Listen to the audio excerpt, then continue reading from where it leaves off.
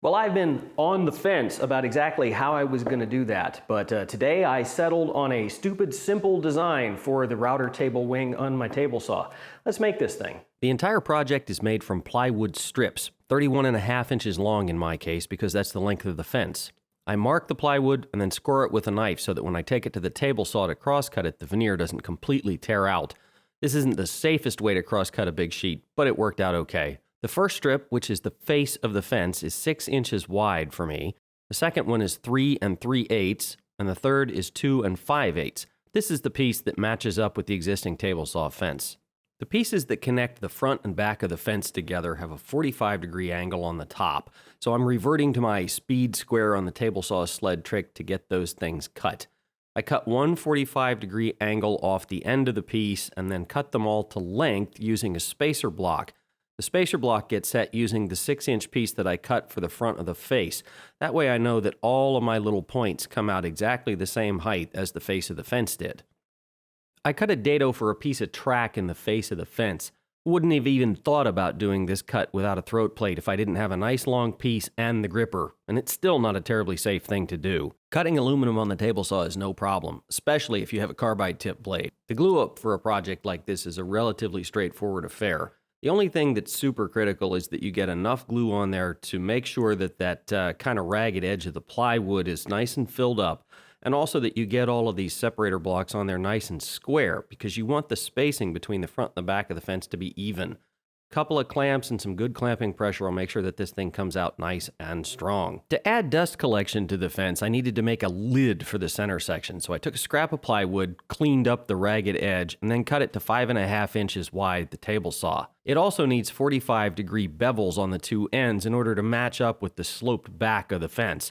So grab the miter gauge and cut those with a tilted blade. And then finally there's a little trimming across the bottom so that it's flush with the back of the fence. I need a hole for the shop vac hose to attach. And unfortunately, I don't have a hole saw the right size, so I had to bust out the circle cutter. And of course, getting a circle cutter the exact size is near impossible, so bust out the drum sander to make the hole just a little bit bigger, and also to sand a bevel on the sides so that the taper of the shop vac hose fits in there nice and snug. The dust port gets attached to the back of the fence with glue and just a couple of brad nails to hold it in place while that glue sets. Once the fence assembly is dry, I can take the whole thing back to the table saw and start nibbling away the hole for the router bits. It's easier with the fence as a complete assembly because it's more stable than just the front piece. It also would have been easier with the dado blade, but goes pretty quick nibbling it away with a regular kerf. The Kreg track attaches with number 6 half-inch long flathead screws. You should pre-drill these holes with a self-centering bit, probably on the drill press so they're nice and straight, and then put them in by hand. I did none of those things, and it worked out just fine. What I like about this system is how simple it is to use. You just slide the table saw fence over in the general vicinity of the router table, clamp the auxiliary fence to the existing table saw fence, and plug the dust hose into the port on the back, and you're ready to go. My test cut is just a random rabbit, so the tried and true method of eyeball for lining up the fence works great. Well, if I'm going to make a test cut, I might as well test the whole thing, including the Kreg rail that I put in there.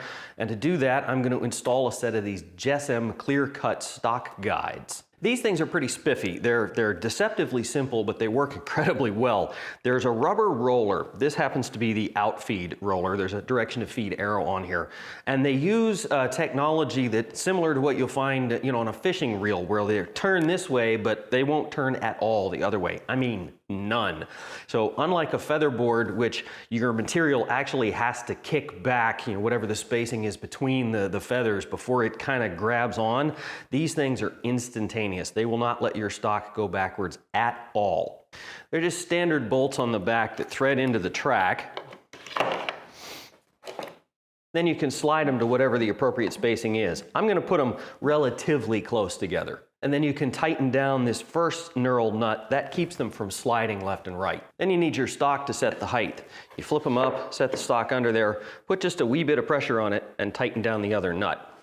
Let's flick on the vac and cut some random rabbits.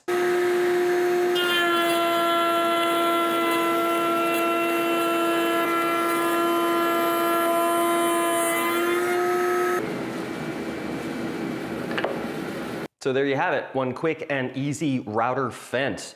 Works really, really well, especially considering how easy it was to put together. I have to put a few more miles on the stock guides before I completely make up my mind about them. But first impressions are pretty good. I don't know how much better than a featherboard they work in terms of preventing your material from kicking back.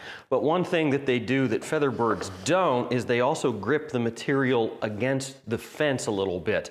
Featherboards tend to be hard plastic and will let you slide the material sideways, no problem. You have to be going opposite the direction of the feathers for them to do anything.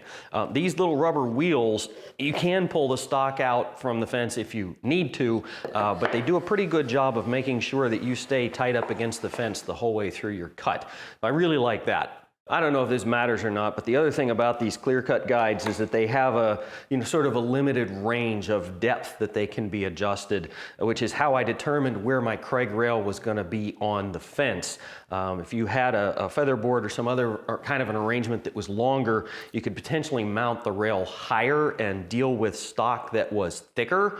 But quite frankly, I can't imagine I'm going to be routing anything thicker than that, so it probably doesn't matter. And speaking of maximum dimensions, if you're wondering where I came up with 6 inches for the height of the fence, here it is right here. It just clears quarter, half inch of space, something like that, the lift adjustment mechanism. So that's where that number came from. Futures for this thing? Well, obviously right now it's a fixed fence with a fixed opening for the router bit, which is going to work for 90% of what I do, but once in a while it would be nice to have an adjustable face.